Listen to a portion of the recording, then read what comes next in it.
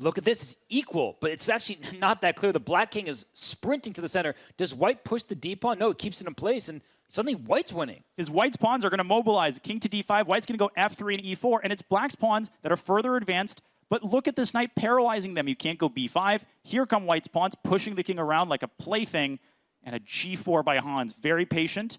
He's going to go e5 or d5 very shortly, right now. But he might need to pick correctly, because sometimes you play e5 and the black king gets right back into the d5 square.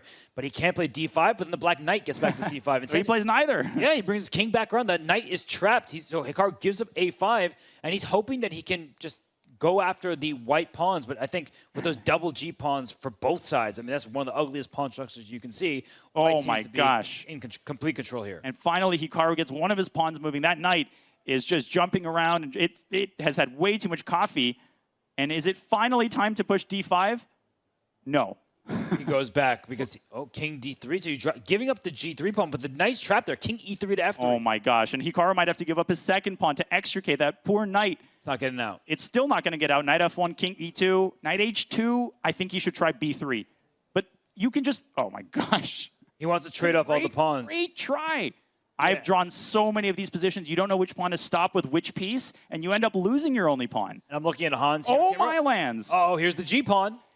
And this is typical Hikaru. He's going to go G3. White's pieces are going to be tied down to stopping these passers. B3.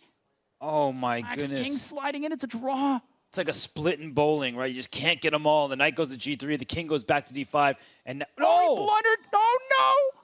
Is it a win? Oh, look How at do it. you win? Look at his face. He's really upset. Oh, G1 queen. G1 equals queen. Oh, my gosh. Hans blunders it right back, and he slaps his forehead. That game is a draw.